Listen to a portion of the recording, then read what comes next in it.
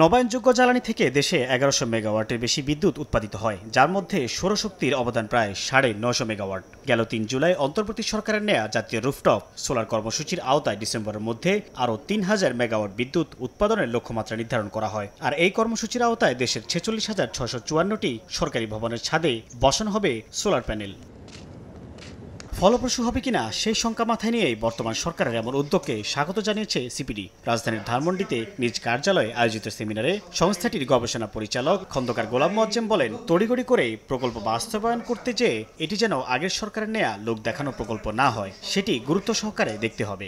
বাসাবাড়িতে এক ধরনের লোক দেখানো সোলার প্যানেল স্থাপনের কাজ হয়েছে এবং তার ফলে যে ক্ষতিটি হয়েছে সেটি হলো নবায়নযোগ্য জ্বালানি অথবা সৌর বিদ্যুৎ সম্পর্কে মানুষের ভিতরে একটা স্থায়ী নেতিবাচক মনোভাব তৈরি হয়েছে। অন্তর্বর্তী সরকার তার সময়কালের ভিতরেই এই কার্যক্রমটির একটি সমাপনী দেখতে চান। ২০২৫-এর ডিসেম্বরের মধ্যে সমাপনের বিষয় নয়, বরঞ্চ এই কার্যক্রমটি দীর্ঘব্যাপী। সুতরাং এটিকে আমরা মনে করি যে সতর্কভাবে ধীর পদক্ষেপে এগুনো দরকার। ছাদটা মানে অনেক পুরাতন, ধরেন ওখানে আপনি বসাতে গেলেই ড্রিল করলেই সমস্যা হবে, তখন এটা কিন্তু প্রবলেম দেখা দিবে।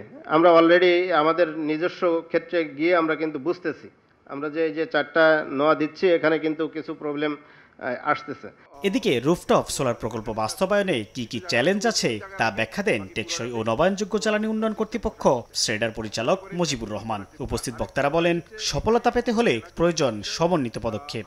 মিটার রিডিং এ বিলের মধ্যে ইন্ট্রোডিউস থাকতে হবে যে আপনার বাধ্যবাধকতা ছিল যে আপনি 3% বিদ্যুৎ উৎপাদন করবেন, আপনি করেন নাই, এবং না করাতে কি করতে হবে তারও একটা শর্ত থাকতে হবে যাতে করে সে ওটা করতে বাধ্য হয়। গ্রিডে ইতিমধ্যে ৭০০ মেগাওয়াটের চেয়েও বেশি আমরা সোলার পাওয়ার ইন্টিগ্রেট করা হয়েছে। বিপিডিবি ৫,৫০০ মেগাওয়াটের মতো টেন্ডার করেছে, সেটাও আমাদের থেকে মতামত নিয়ে আমরা দেখেছি গ্রিডের স্ট্যাবিলিটি কোনো সমস্যা হবে না। ২০৪১ সালের মধ্যে মোট বিদ্যুতের ৪০% নবায়নযোগ্য জ্বালানি থেকে উৎপাদনের লক্ষ্যমাত্রা নির্ধারণ করা হয়েছিল পতিত হাসিনা সরকারের শাসনামলে। তবে এই লক্ষ্যমাত্রার ৫% অর্জিত হয়নি বলে মত দেন উপস্থিত বক্তারা। মোস্ট প্রায়োরিটি সেক্টর প্রজেক্টস, তার মধ্যে ডেট ইকুইটি হচ্ছে 70-30।